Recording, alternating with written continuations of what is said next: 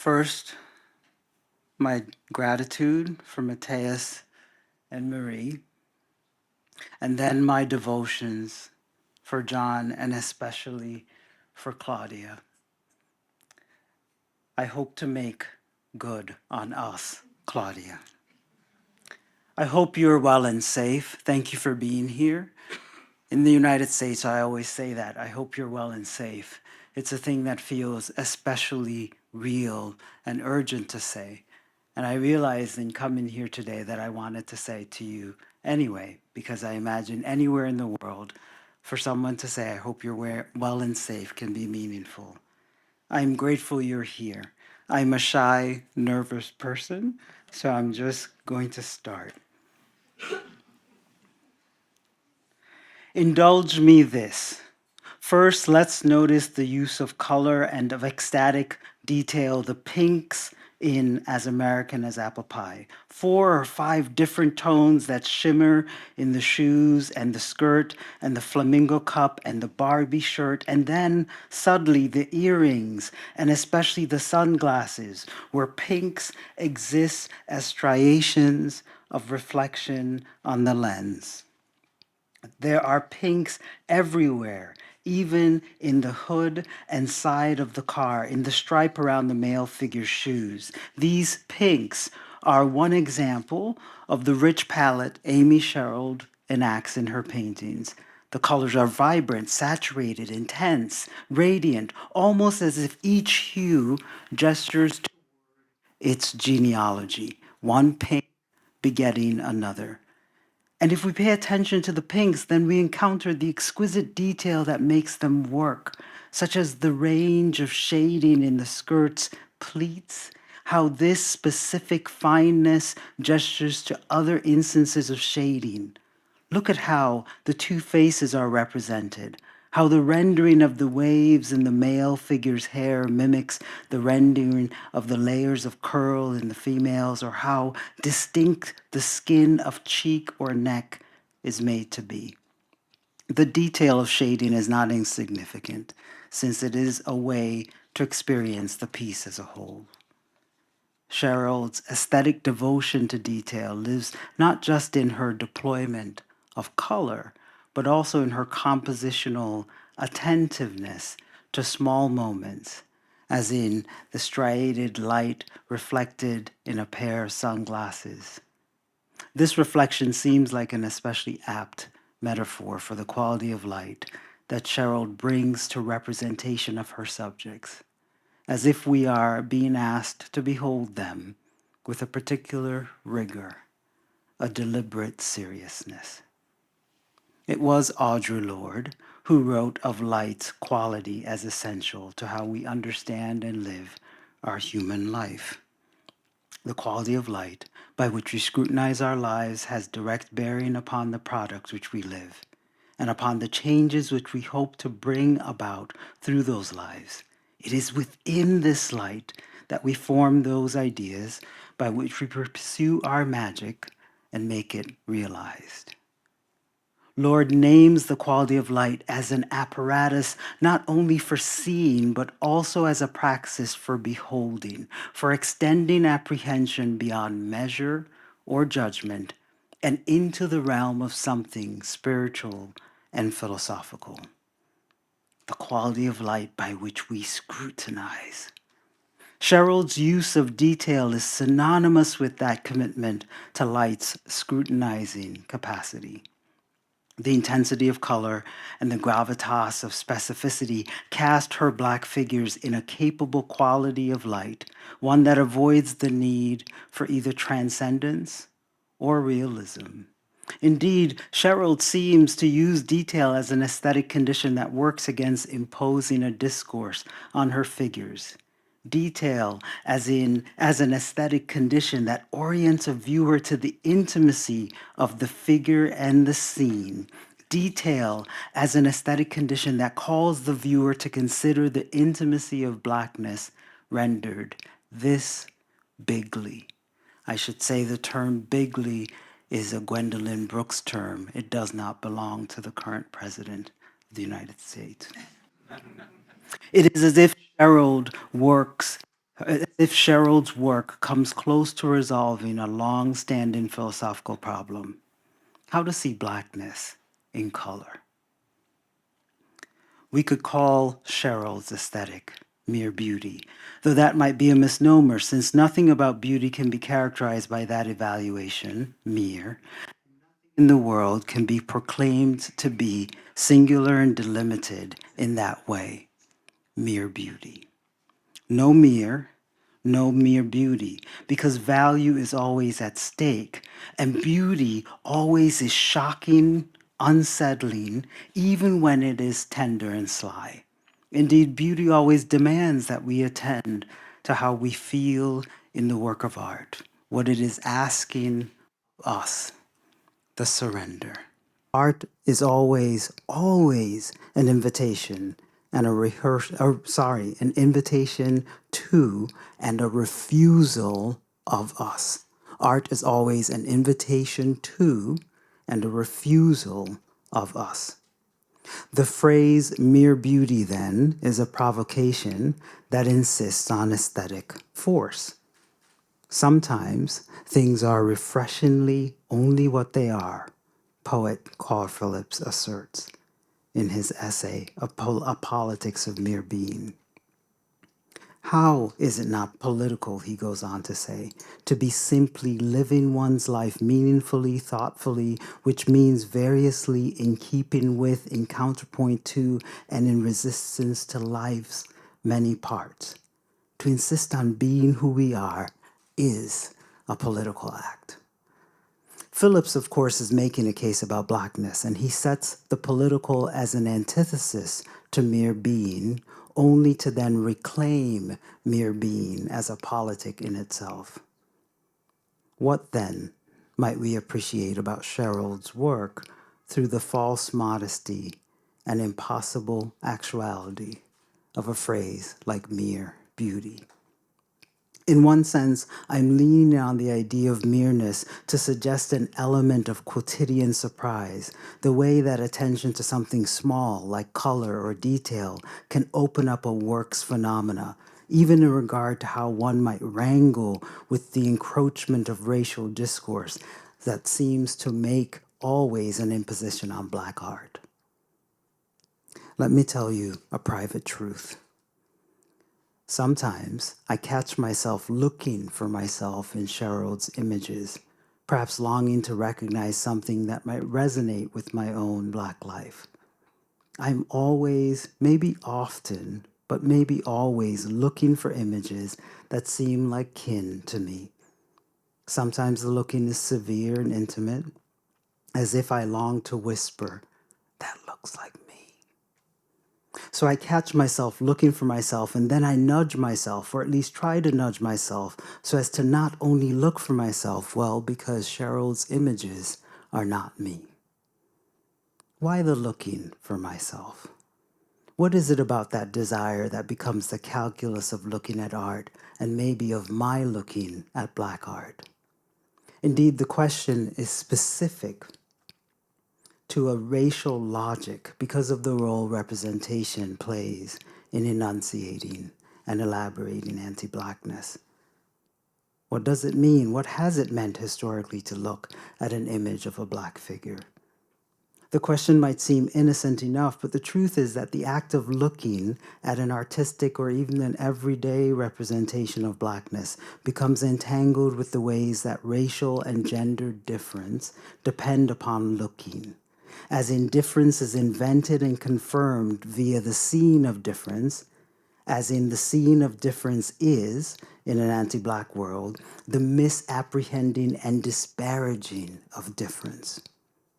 Nicole Fleetwood notes this conundrum as a troubling vision, arguing that seeing Blackness is always a problem in a visual field that structures the troubling presence of Blackness. We might think of difference as part of a circular calculation that goes like this. We know it, see it, represent it, which allows us to see and know it all the more. Visual practice, of course, then, plays a vital role in organizing how we understand the world around us. which is the point that historian Sander Gilman makes in his legendary article, Black Bodies, White Bodies. Gilman is arguing, essentially, that the work of visual representation is always the work of ideology. And in this regard, the prosaic claim I want to make, that looks like me, exists as a tendril of representation's anti-Black legacy, as both a neediness cultivated in me, a Black viewer, and an imposition that my neediness wants to make on art and on the artist. But it is more than these, since that looks like me also manifests, if I'm willing to accept it, a relation between its speaker and the object of desire. That longing, that looks like me, helps me to find my way to and through a painting. It is important to understand that the yearning is not a declaration of easy equivalence, especially since anyone who makes that assertion, when I say, that looks like me, I have to navigate the difference between the represented figure, the materiality and immateriality of the painting, and myself.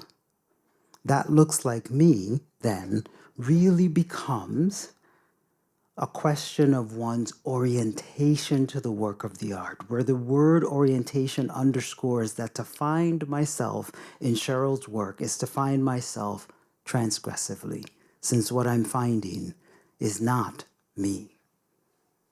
Another way of saying this is that images initiate the projection of self beyond the reality of oneself.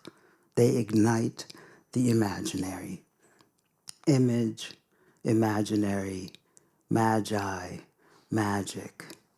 These are holy terms, and to engage the image is something of a transcendent, ordinary practice, especially in the case of images that seem realist.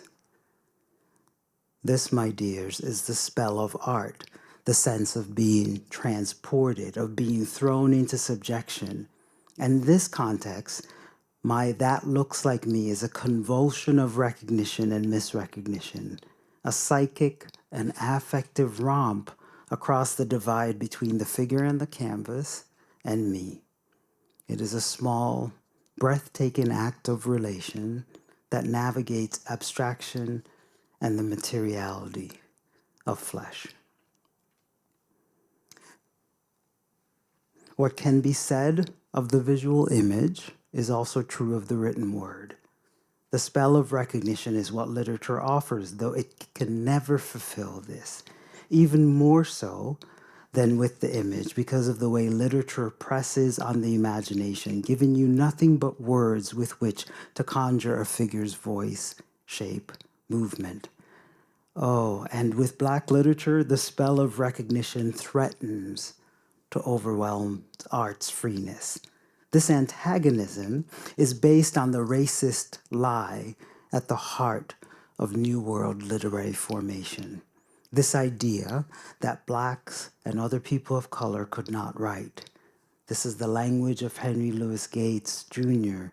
in his iconic essay, Writing Race and the Difference It Makes. As such, this idea that writing emerges as, quote, the ultimate sign of difference between the animal and the human. This is the proposition of the modern world, which leads Gates to want to champion Black writing as the recording of an authentic Black voice that could speak its experiences and therefore evidence its intelligence and humanity. Claudia has already teased me about the other talks always embedded in a talk.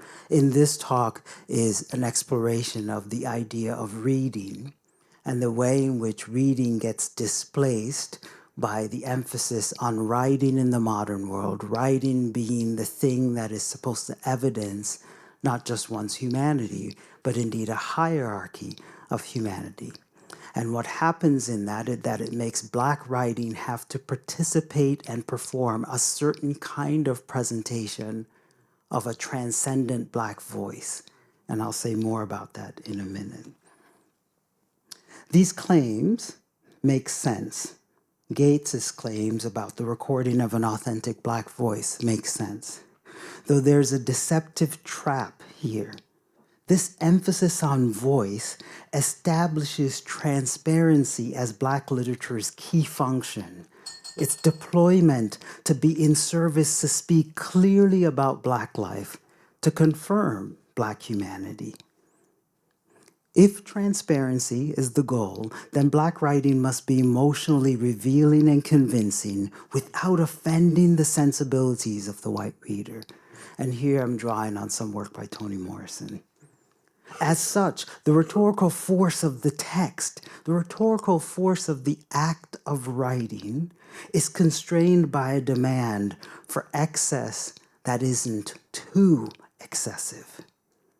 This entangled dialectic of audience and realism impoverishes all of us.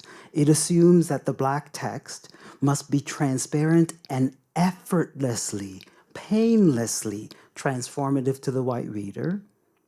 It also assumes that the Black text is self-evident and therefore is artistically inert to the one who's Black. The Black reader does not need to read the Black text because the Black reader already knows the Black text, might even be the Black text. It makes no human sense. Notice that the labor and responsibility of reading are surpassed in this calculus, and art's ordinary and gorgeous offering is declined. Art, whose vocabulary of welcome includes terms like effort, will, surprise, confusion, what Morrison elsewhere calls awe and reverence and mystery and magic. Yes, we betray these simple wonders. We betray them because of what might be called lazy fidelities to an uninteresting condition of the real. To be and be willing to become a reader caught in the thrall of reading, where nothing is preordained or promised, where there is only the wiliness of work. That is what Black art demands, but often doesn't get. This is how the expectation of a transparent realness can poison art's mere and compelling beauty, which in some ways means that we don't know how to read or behold the Black book, especially the reality it evokes, the book. I'm interested then in Black writers who make bookness a matter of literariness, who lean into the art and the materiality of writing, who refuse to surrender writing to its lazy transparency, who style and enunciate Black writing as Black bookmaking. Writers like Jean Toomer in Cain and Ralph Ellison in Invisible Man, or Gwendolyn Brooks in Maud Martha, where the books manifest as a world and as a materiality in the world, or some recent examples like Nikki Finney's Love Child, Morrison's Beloved, Lucille Clifton's Quilting, and Claudia Rankine's lyric deformations in Don't Let Me Be Lonely and in Citizen. For me, Rankine's investment in the materiality of the book constitutes one of the ways that her realism works and, more importantly, fails to work. The scholar, Margaret Crawford, highlights Citizen as a book that, quote, becomes a textual production of a book, a metaform that is multi-edged, surface-oriented, and that has no imagined interiority. That latter point is key, the way Rankine's use of voice declines from a transparent interiority, from the expectation of a pure, transparent, and even transcendent speaker, which would allow for a misreading or an underreading of the literature. Rankine's bookness is an intervention that demands that we, readers, become capable of beholding the Black aesthetic object and its intelligence and creativity. I may quibble a little bit with Crawford Maybe it's more precise to say that the interiority of citizen buzzes, radiates in an anxious, flitting, multiple way, that it belongs to one as it does to many.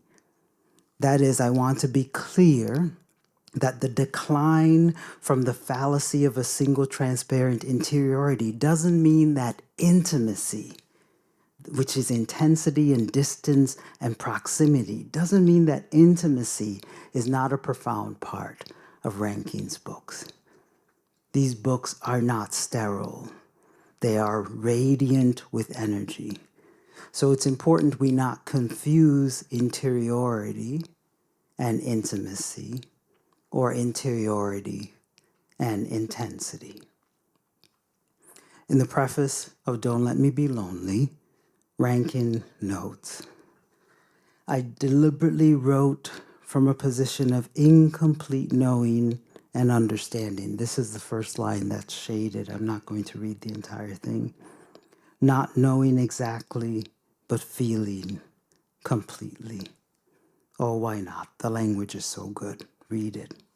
I allowed hesitancy, worry, fear, apprehension, and need to be my subjects wherever I saw, heard, or felt any or all of these emotions.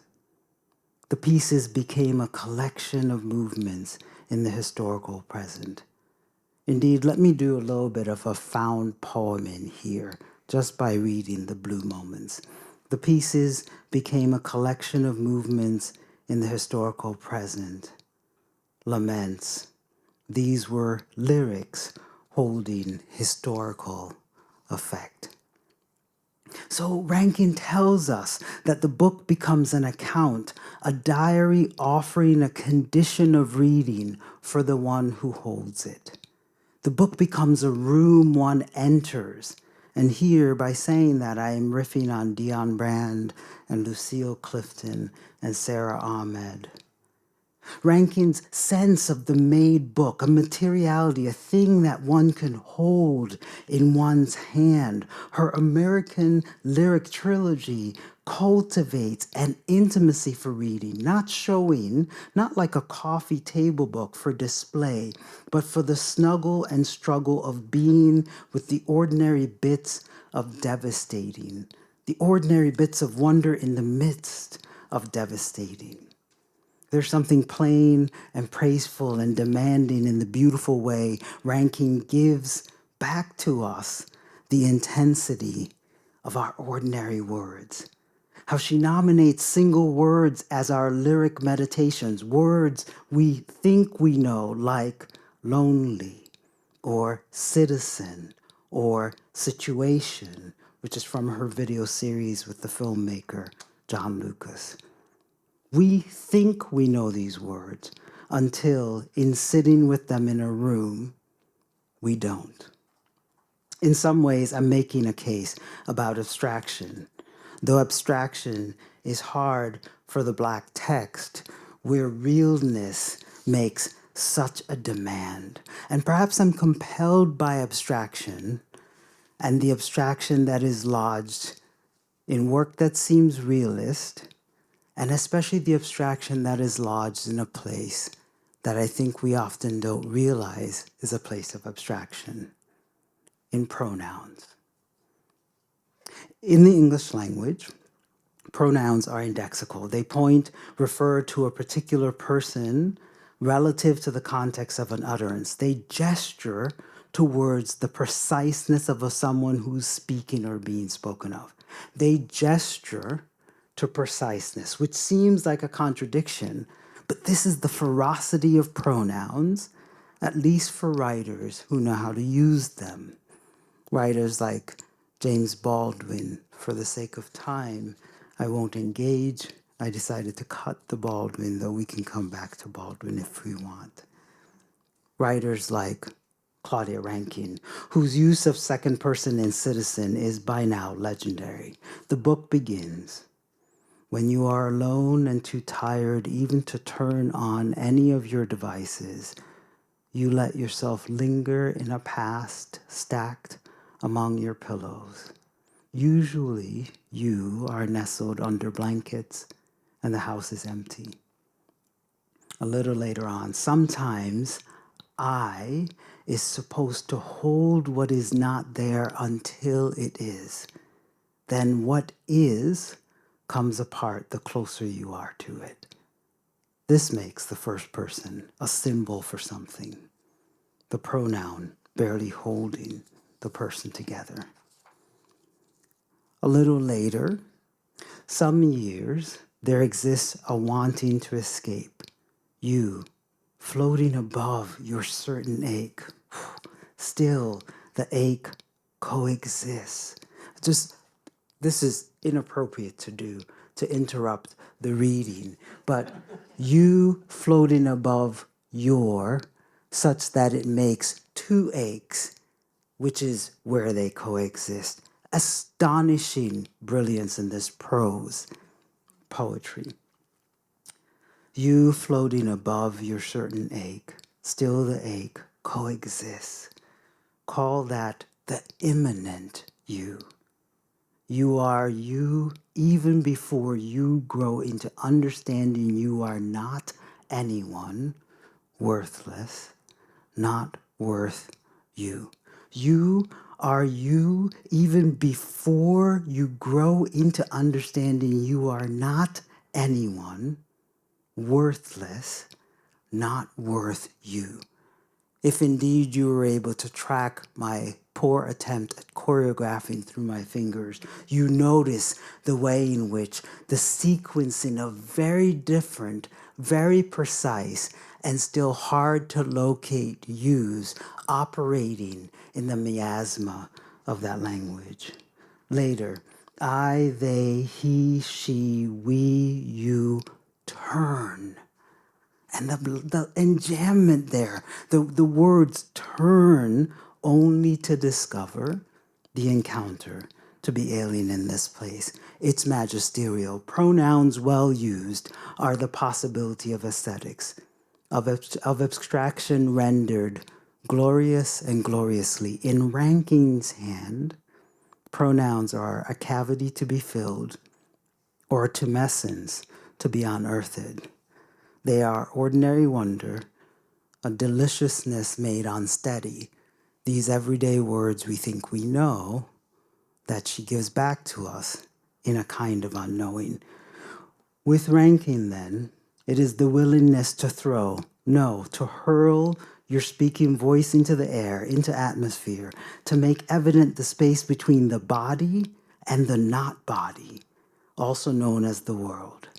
And to want to bear the weight of that space, that difference, that distance. Space, difference, distance, these are the registers of thinking in and through art. Space, difference, distance, and trembling, which makes the impersonal quality of pronouns a holy function.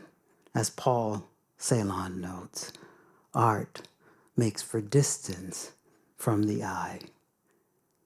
Our art is better when it's not presumed to be really about the real of us, when it makes evident the praxis of difference. I'm really talking about estrangement, about the possibility of being estranged in and by a work of art, the tender that estrangement can tender. Here's Toni Morrison from an essay titled Strangers. The resources available to us for benign access to each other, for vaulting the mere blue air that separates us, are few, that should say us, not its, are few but powerful. Language, image, and experience, which may involve both one or neither of the first two. Language, saying, listening, reading, can encourage, even mandate surrender, the breach of distances among us, whether they are continental or on the same pillow, whether they are distances of culture or the distinctions or indistinctions of age or gender, whether they are the consequences of social invention or biology. Morrison. Goodness. Image increasingly rules the realm of shaping, sometimes becoming, often contaminating knowledge. Provoking language or eclipsing it, an image can determine not only what we know and feel, but also what we believe is worth knowing about what we feel.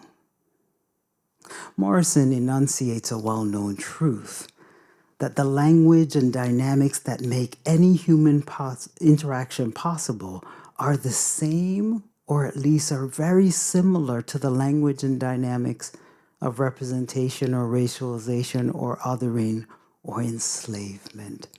That is, encounter and trespassing and crossing a barrier and desire and coveting and misnaming and naming and recognition and misrecognition. Or as Mikhail Bakhtin tells us, the word in language is half someone else's. So the question, can we bear the risk? Can we bear the leap, the estrangement? Can we bear what art asks of us? I'm nearly done. The case for mere beauty is a case for aesthetics, devotion, form. How attention to form is not really about patterns, but about scale, about being brought to the scale of attentiveness, which means being brought to consider how one is possessed and dispossessed in every moment with a work of art. Possessed and dispossessed. Art refuses the idea of the possessiveness that a capitalist imagination would want us to have. You can be possessed and you can be dispossessed, but you can't possess, you can't own. It is the intense color in Cheryl's images, the starkness of her plain backdrops, the grays as skin tone, the radiant clothing, or the intense second-person pronoun in Rankine's lyrics, the personal impersonal that jostles against possessiveness.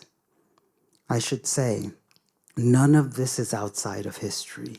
Sometimes aesthetics seem inadequate to the world we live in and have inherited, but none of this is a superficial evocation of history, nor is it an evacuation of history. None of it is outside of history. None of it is ahistorical. None of it is outside of history. Indeed, in art and writing, color, language, detail, scale poses always an ethical demand, and this ethical demand becomes the force of history as the present and presence. I know the days are terrible, and we want a salve for terribleness. And in some ways, part of the modesty of the phrase mere beauty acknowledges the limits of aesthetics, the sheer fact that in a sturdily anti-Black, terrible world, aesthetics seem inadequate. The social reality of life is not repaired by aesthetics. Aesthetic freeness, meaningful as it is, does not equate to freeness in the world. That is true. Aesthetics are inadequate. What else is true is that aesthetics are essential, that mere beauty is essential. We cannot live without these mere beauties.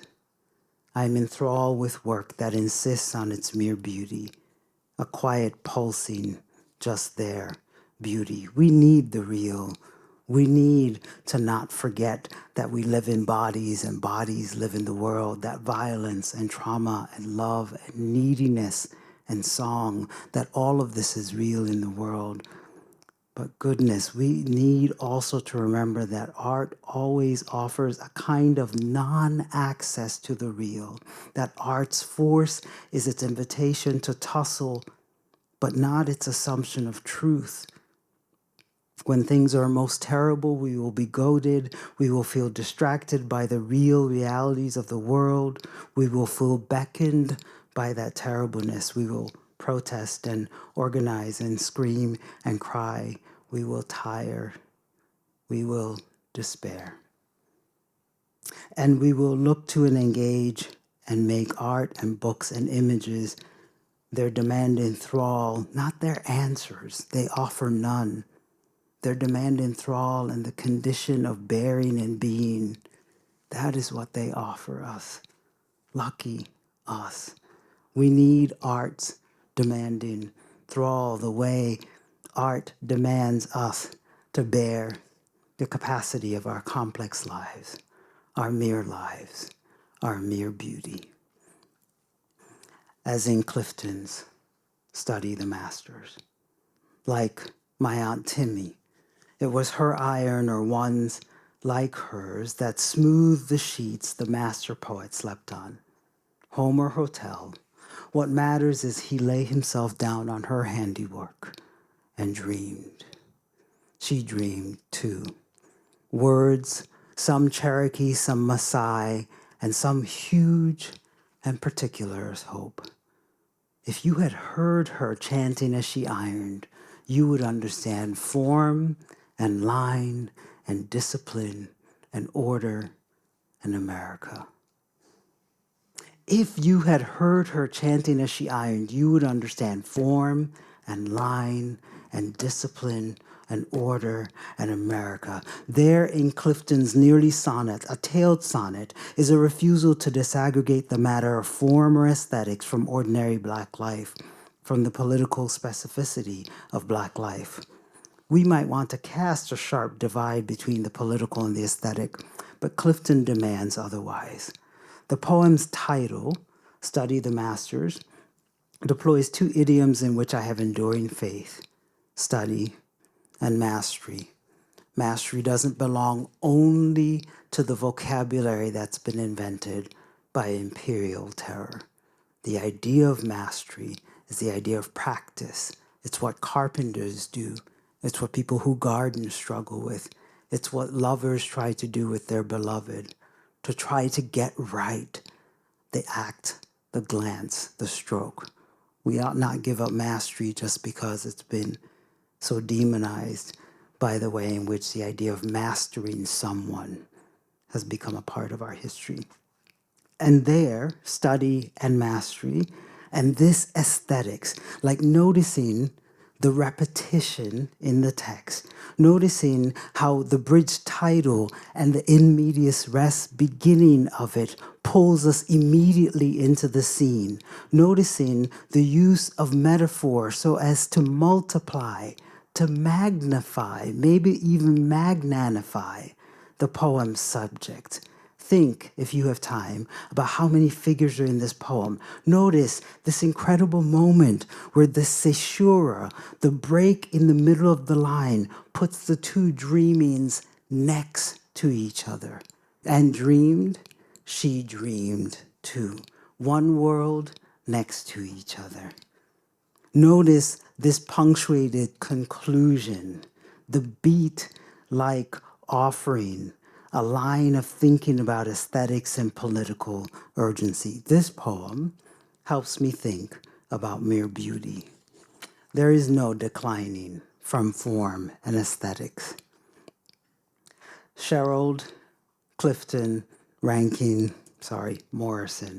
they remind me that we need the thrall and throw that is art.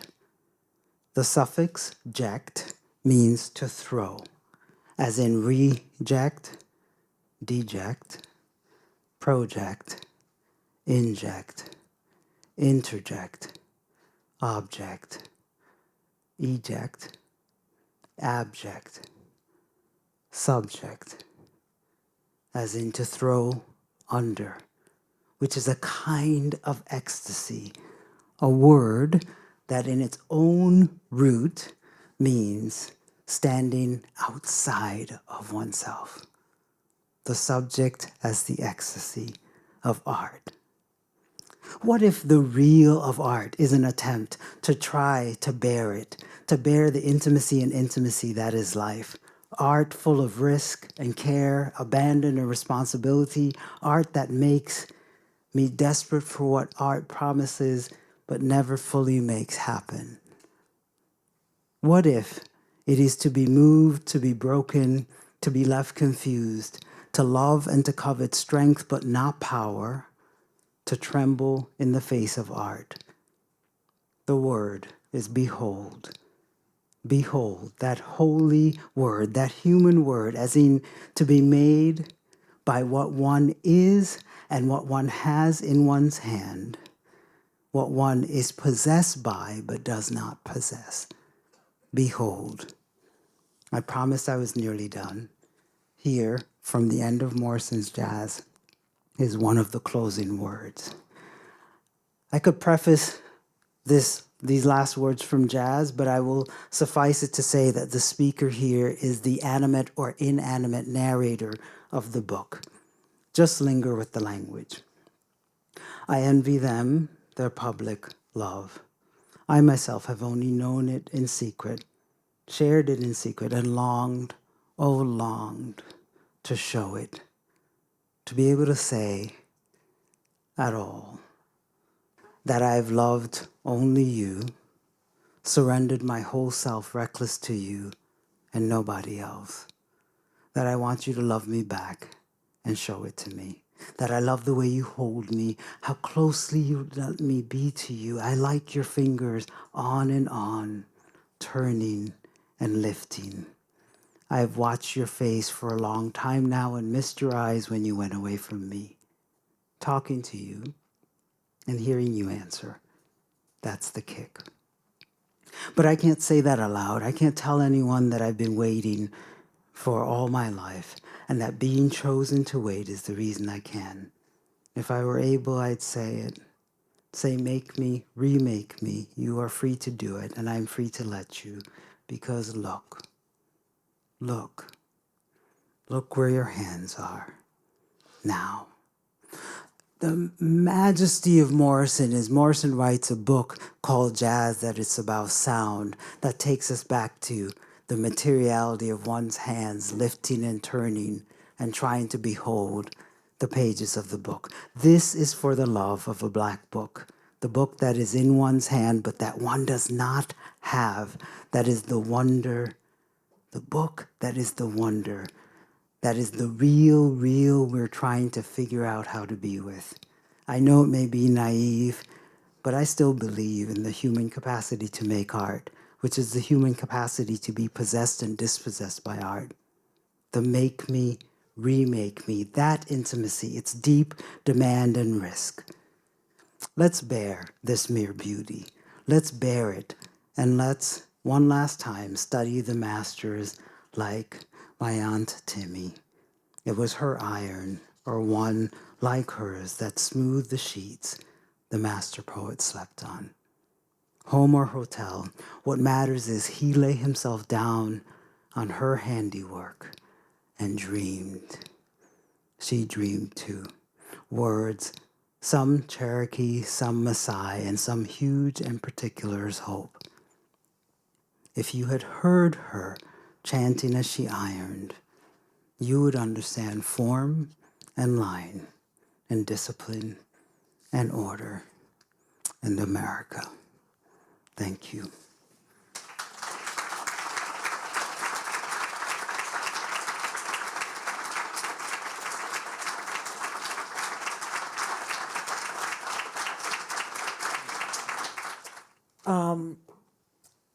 I feel so lucky.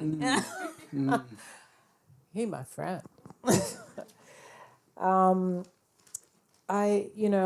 First of all, thank you for including me among those people who I adore. It's a real honor coming from you. I'm just going to ask two questions and then I'm going to open it up to questions because I feel like I can't just keep him to myself. It just wouldn't be right. Wouldn't be a right thing to do. But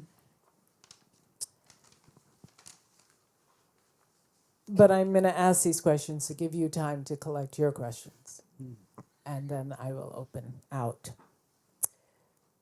So my first question, which is oddly about the talk, but not about the talk because I wrote it before I heard the talk, has to do with your understanding of oneness in relation to the call to these bookmakers to bring us a one. And when I first started to speak to people about making books for the show, I made the mistake of using the word an individual life. And then I thought, no, that's wrong. It's one life, not an individual life, but the one life. And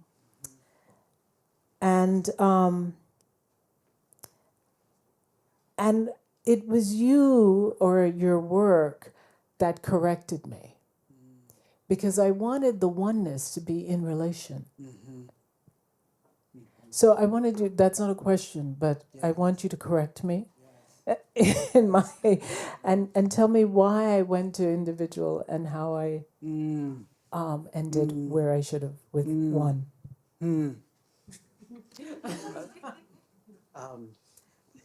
Would it be possible to get the poem? Yeah.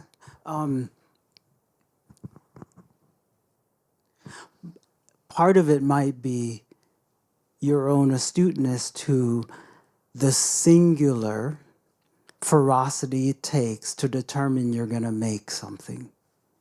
A meal, a garden, a pillowcase, one's face, one's hair. That there is a singular, I will do this. And sometimes that singularity gets translated, you might call it agency, you might call it individuality. Again, part of it is the corruption of our language and therefore our ideation of the things that become the force in us that we might not control, but we are always trying to organize or at least orient ourselves towards. So there is something ferocious and singular about I'm going to make a book, I'm going to make a dance, I'm going to make a song. And that singularity doesn't necessarily then mean individual. And what I love about this poem still being here is, and dreamed, she dreamed too. And there is something about Clifton's understanding, well, the story of her, Aunt Timmy, which is not only the story of Aunt Timmy because it was her iron or one like hers, that all of a sudden the world of women ironing becomes partly through the world of her. And so there's something about both the willfulness of what it is to smooth a sheet, humming and chanting, and I am going to do this rather than do something else, rather than lay on the floor, rather than harm someone, rather than not show up for work. Any of those choices, that willfulness sometimes might be translated as individuality, but it is being a one in the world in a moment of being a one in the world. And so I think that's how I hear the question you've asked. Sometimes in the work on aliveness, I had to say out clearly, the individual is a corrupted notion. It's bankrupt. It can mean nothing. Though we need language for the capacity of sitting with oneself in prayer, sitting with oneself in making, sitting with oneself in ordinary sadness, because that's also a reality, but that doesn't have to be that bankrupted notion of individuality. And also, it's hard to move away from notions of individuality. It's almost like the use of mastery. Yes. It carried with it a kind of colonial project. Yes. And that was insulting to this project. Yes.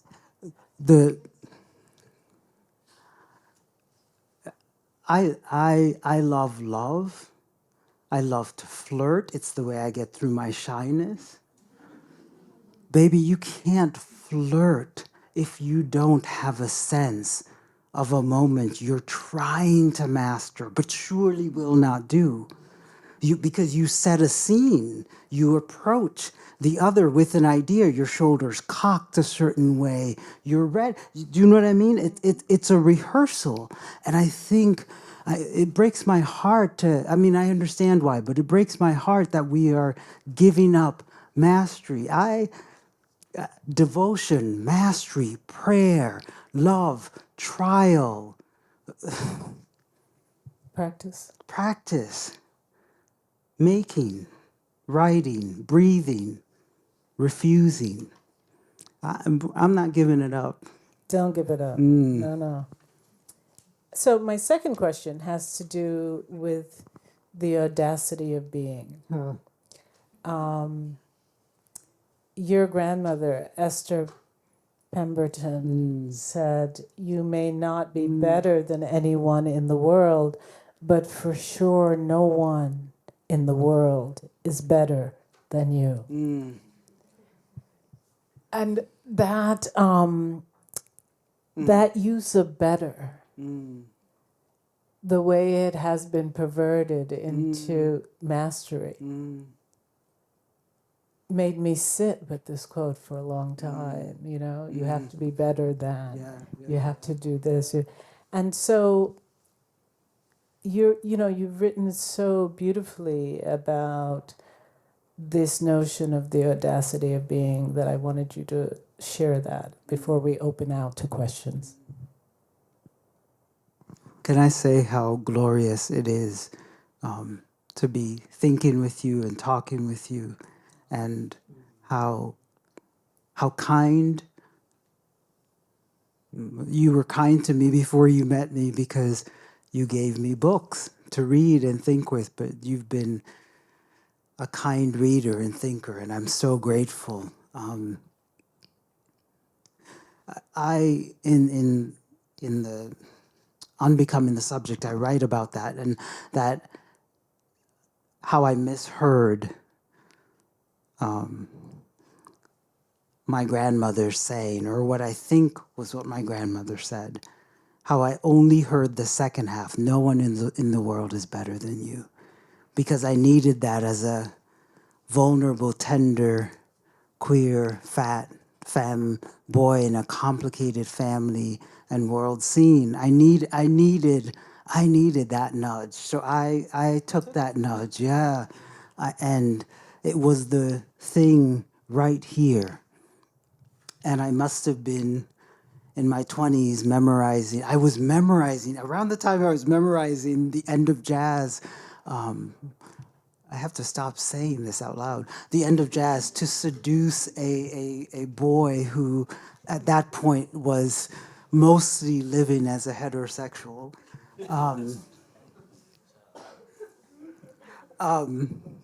Mostly.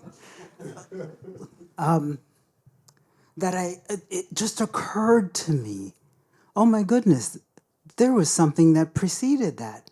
You might not be better than anyone in the world. And the subjunctive of it, there was that somehow I had remembered but forgotten it. And it threw me into, let's say, 2 weeks of it wasn't a sadness, but 2 weeks of how could you have not heard that? 2 weeks of what do you do now with this dependent clause on which the thing which you have been running your independence, I'm using the syntax to help me here, your independence depends on this subjunctive depend. You might not be better than anyone in the world. And I think there's something then about it undermining the idea of better than, because it was asking, well, can you manage being a one in the world without value? Can you be a mere beauty? And I think that's why, for me, that phrase, mere beauty, beauty, another word we want to throw away, because it's done such harm. Yeah. What did he say? great time.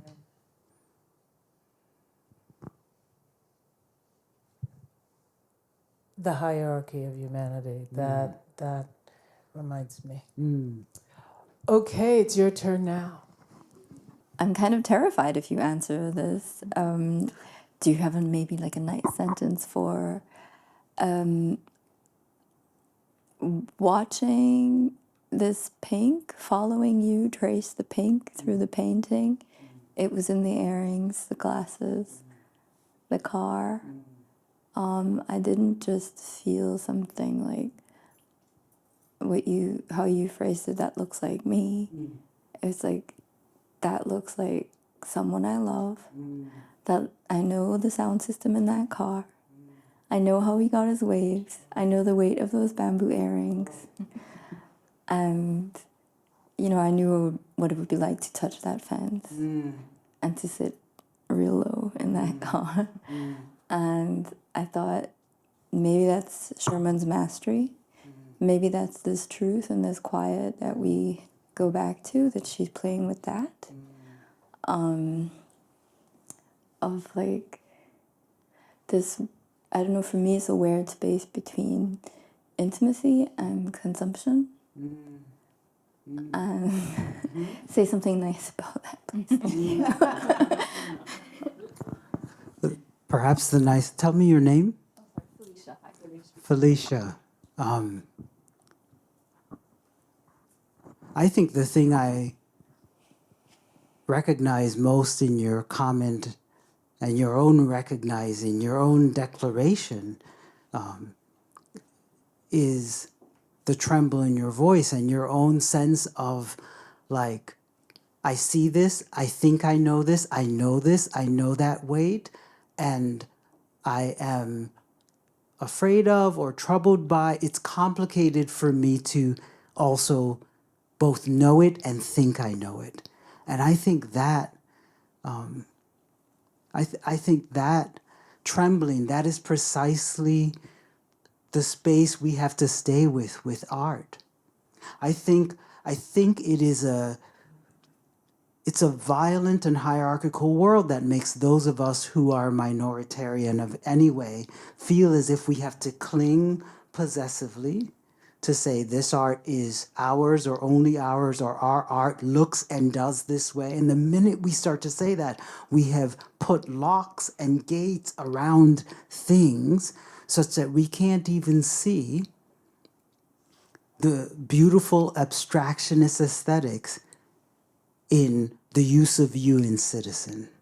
Because we think we already know. And here my we is, I'm doing what Baldwin does with pronouns, where the we is both my we, it's the we between Felicia and me, it's the we of all of us in the room, right? That we can't even bear that the possessive logics are rubbing up against something else maybe that the art is opening. So I love your entryway into it. When you were narrating in that, it was almost like a drum beat. I know that weight, I know that feel, I can touch that. I was there, and I was glad to be taken there by you, and maybe the next thing is, so what next? From that space, what next does that piece offer you? And I'm grateful you shared it with us, but with me, singularly with me. Yeah, that's what we need art to do. And I think Claudia's and John's and everyone who's put this together, the imagination to imagine real as a thing that we can use as a constellation point for, well, how can we get to cosmos from real? Real, this thing that so troubles, let's say, blackness, so troubles racial markedness. Let's use real and let's see if we can't get not just world, but cosmos. If you come back, the cosmos of these books in the reading room, it's astonishing what people see and know to be the world. So thank you, Felicia. I promise I won't go on like this for all the questions. I also, in listening to you, the repetition of for real, is the inability to land in the real.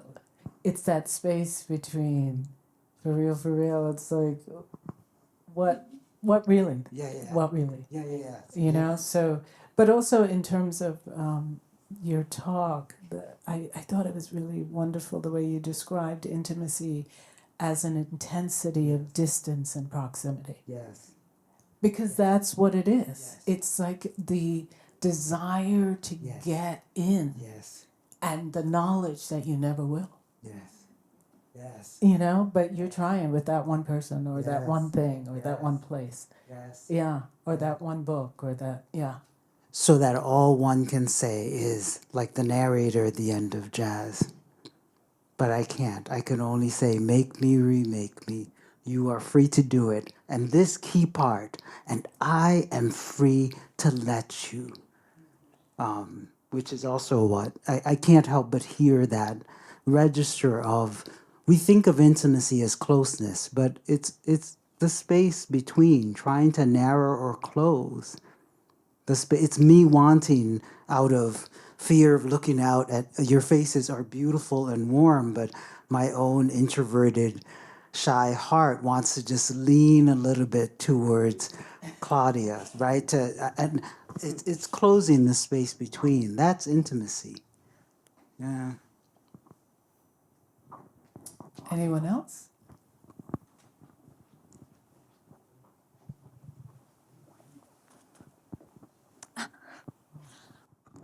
Thank you for the beautiful presentation. So I was so intrigued by the idea of looking for me at myself in paintings, and then what I- what I want to ask is, for many communities around the world, we live in a post-colonial world, and then sometimes we lost like many parts of our culture.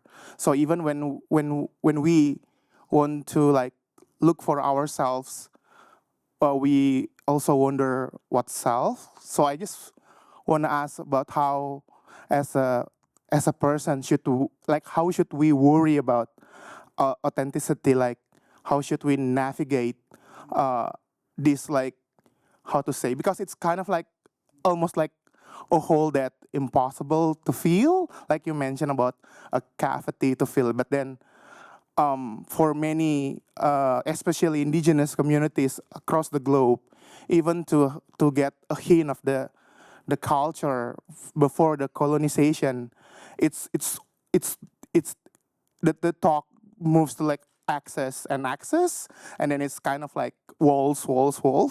So I kind of like, how do we worry about it? Like how do we worry about it well?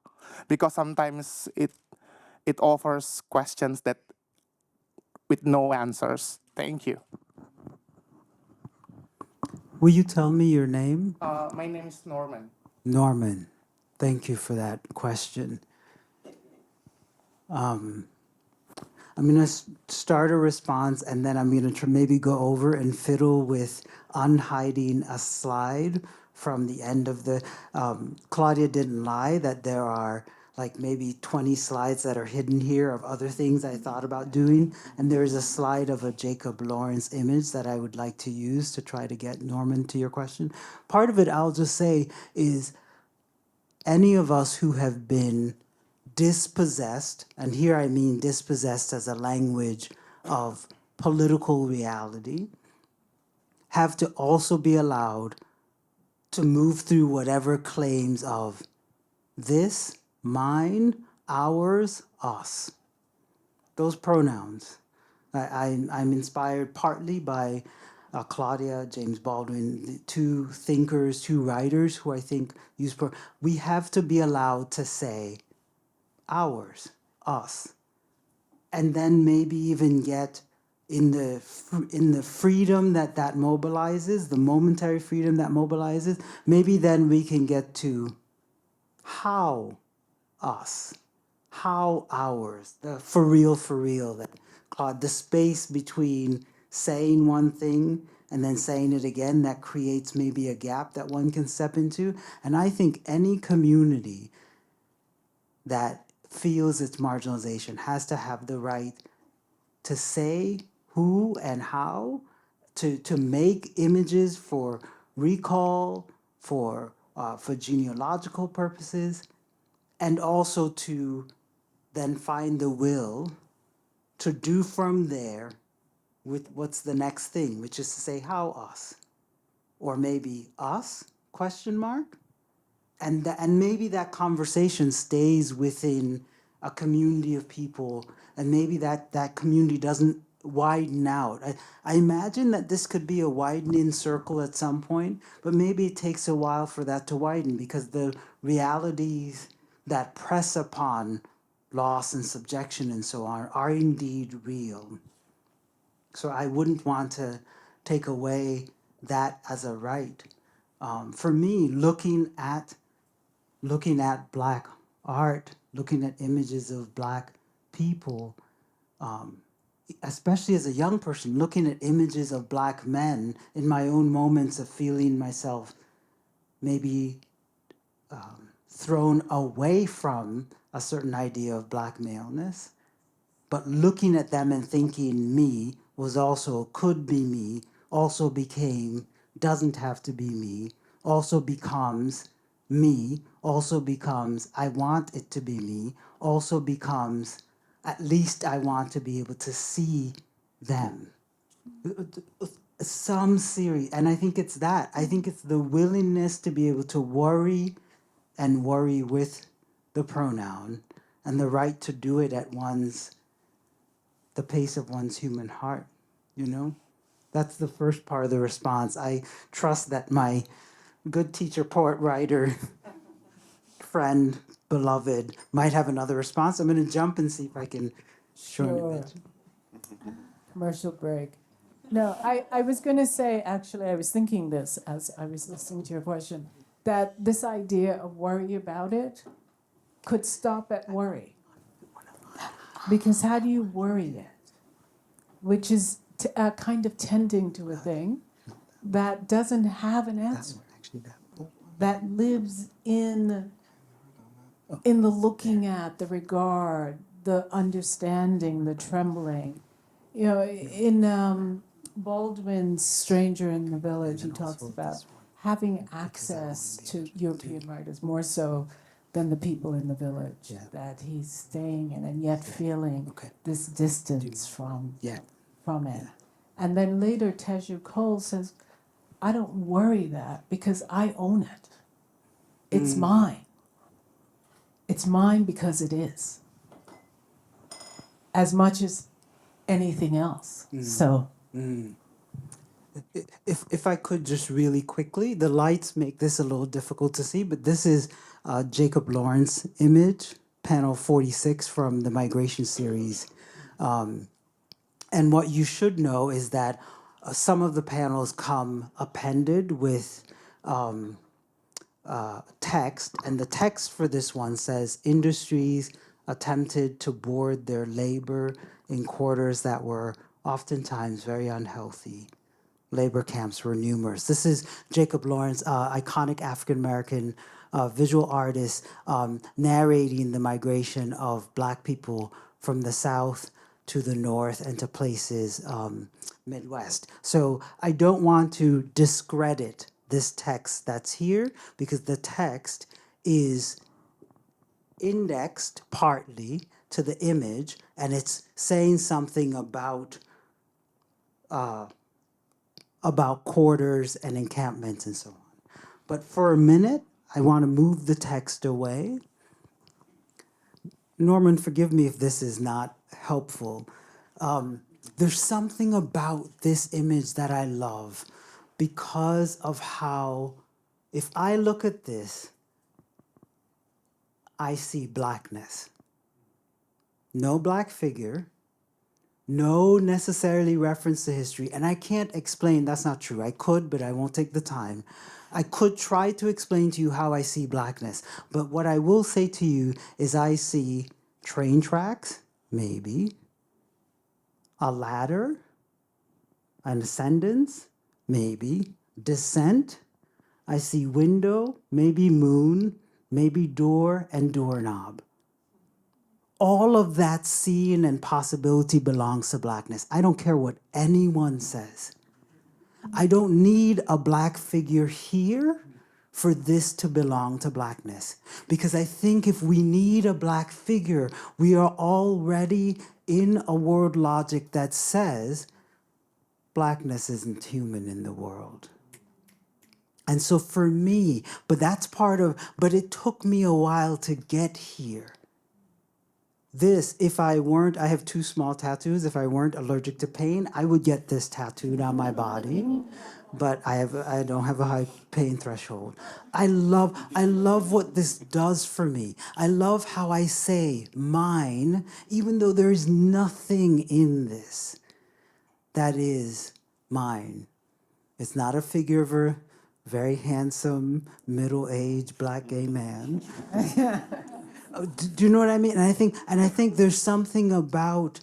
I've been spending some time with Claudia's work. I think there's something about the trial to say me and mine, and then to realize the falseness of that, and then to realize you still need that, and then to realize how do I get there and what do I do, and then to realize to say me and mine is already a practice of abstraction, and to realize this is history and time as much as it is people and being, as much as it is feeling and prayer, and it's all mine and none of it is mine. And I don't know how we get there. And I know I'm saying this in the context of us, our relative safety, but we need this. But don't we also get life for me ain't been no crystal stair? Yes, yes, yes. And you get the barracked place too. So I don't want to, please don't misunderstand my moving away. It is only to pause for a minute our good sensitivity to these kinds of historical and political intensities that make this a Black painting. And for me to say, baby, I'm getting this tattoo actually. I'm gonna get over my pain stuff. I'm gonna get this. That's my new declaration. Aspiration. That's right. Any other questions? Thank you so much. That was all very, very moving. I almost stayed home because it was really gray and rainy. So I'm very, very grateful to my friends for bringing me out. First of all, I really enjoyed the fact that the table you were speaking from looks like an ironing board. Thank you for coming. Have a good night. Yes, please continue. I'm still kind of digesting the little back and forth you had about mastery. And myself coming from like a mental health kind of background in narrative therapy, it's all about kind of reframing painful words and painful meanings and kind of transforming new healing storylines. And when I look at this concept of mastery and, you know, the master and such from a diasporic point of view, yes, it's painful. But when I look at mastery from an African point of view, there's so much beauty there. When I think of, you know, the African grandmothers who have a mastery in medicinal plants, medicinal, you know, healing herbalists, the masteries of African women in terms of midwifery and, you know, healing technologies and all of these. So I just found that really interesting to kind of read some of this poetry from an African perspective, and would love to see more dialogue, you know, between the mother continent and, you know, us in the diaspora. Do you have any thoughts on this kind of relationship? Tell me your name. I'm Safia. Sophia. Thank you. I am completely taken by your presence in the midst of my talk in your presence to be doing precisely what one should be doing, which is to be apprehending the world you're in. And thank you for giving that back to me. I think even in the examples you gave, that part of the mastery that you're describing is an appreciation that to know is not an endpoint. So if one helps other people to birth children, you know things, but every instance is a new occasion to know, to try that knowing, right? To practice it. And so for me, that's what I love about, if this is the ironing, how can I make that crease a little better? I'm not making this crease for that person. I'm just in this moment of trying to make that crease. I have made many creases. And I think there's something about that beholding effort, trial, and the ways in which you are narrating it too, as having not just an intelligence, but maybe even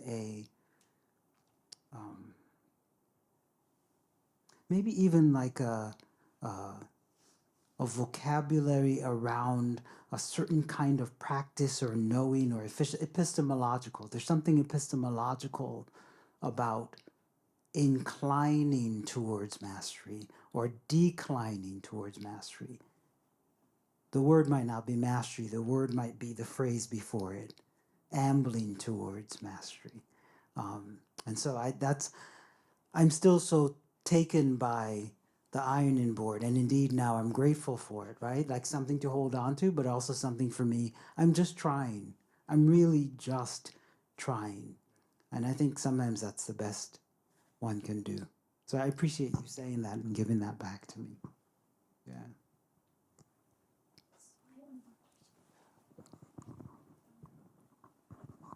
Hi, my name is Aiden, Hi, and I wanted to thank both of you very much for this evening. I'm already sure that when I wake up tomorrow, I'll wonder if this was all a dream. And my question is maybe to some of the materials that were discarded for tonight, because you've alluded to them many times. And I wanted to know, because most of the artwork, but also the way theory was introduced to this talk, was about very specific forms. I feel like image and the written word are very specific forms. And I was wondering if there was something maybe more abstract, and now this painting has come here, which already is pretty abstract, but also if any other forms were originally planned for tonight but discarded, or you have, and maybe more abstract works that you would want to share with us tonight.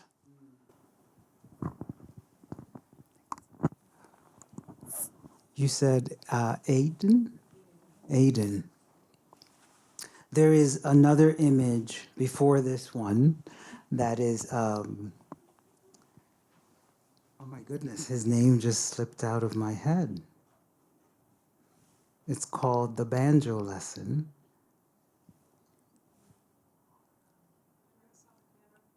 Yes, Tanner, Henry Tanner. Thank you. It's a good save. Maybe part of what's behind all of this is my thinking about reading. An everyday, an ordinary idea of reading that moves reading away from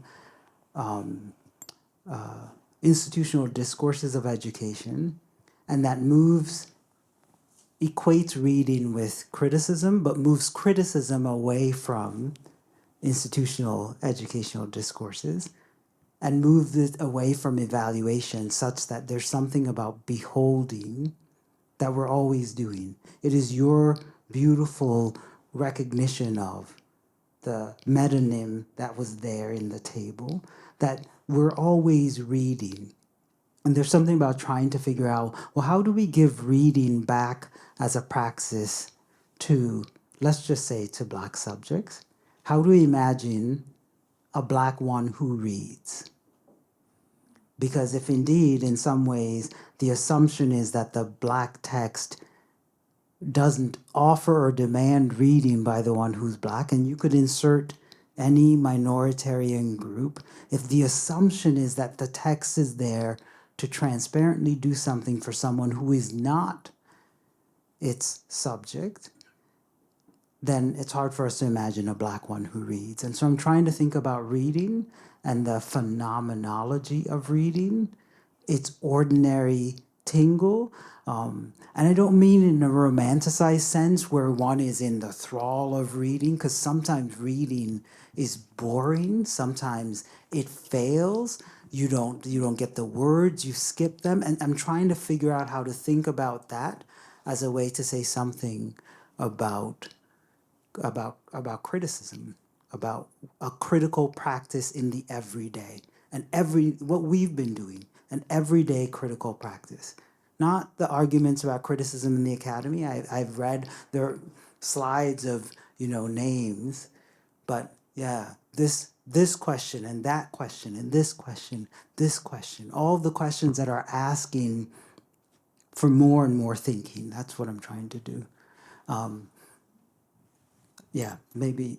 Yeah, I'll stop there. What do you think about Tina Kemp's idea that the Black gaze or the Black text is a text that doesn't settle with the showing of Black life, but actually calls for actual feeling and the actual tremble of existence? Yeah, thank you for saying that, Claudia, because I think there's a way in which Camp helps me to move. You might notice I've said reading, and I really am interested in the condition that reading makes. I want to move as much as possible away from the text, and I think what Camp is beginning to do is to say, okay, here's the feeling the text makes, and I want to move away from the text because there's a way that in the logics of the modern world, the Black text becomes a stand-in for the Black body. So if I said to you, pretend this is Toni Morrison's Beloved in my hand, and if I said to you, I love this book, there's a way in which all of our imaginations would take us to an understanding of what that declaration of love means based on something about the way in which the Black book conflates with the Black writer, conflates with the Black character, conflates with the Black reader who is not even necessarily imagined in the book. And that declaration is different than if, imagine this is Goethe's Faustus. I love this book, which indeed I do sometimes do. That would register differently because we're reading and thinking through, right? We're reading and thinking through ideas, certain ideas about what relation I should necessarily have to the work. Forgive me if this is a little rambling. So I'm trying to move away from the text and the reader to think about reading as a condition. And so it's a condition of thrall, and this comes partly from Horton Spills' talking about the sermon, the Black sermon as a moment and a condition where the understanding of the sermon, she says that the people who are hearing the Black sermon are readers. And of course, she's talking mostly about Black people who in the late 18th, early 19th century, many of them would have been illiterate by the standards in which we judge these things. But she says it's not what the sermon is saying, because if you follow a sermon, you know where it's going, right? It's going to tell you you're dejected. If you do these things, then there might be triumph for you. So there's no surprise in the sermon, she says. But the work is in the one in the room who's trying to behold whatever is there. And so the text almost moves away. And then we're in a condition of reading. And I think I'm trying to figure out, can such a thing as that condition be something meaningful to think and talk about Black life now? Yeah. Thank you. Faustus is Goethe, yeah? Marlo also has. I said it, and then I was like, I think so, but yes. Okay. A last question? There's one right there. How can we as artists and writers stay generous and stay generous in saying, please project onto this, please find yourself in this, without also being exposed to the interpretations and the gazes that kind of make you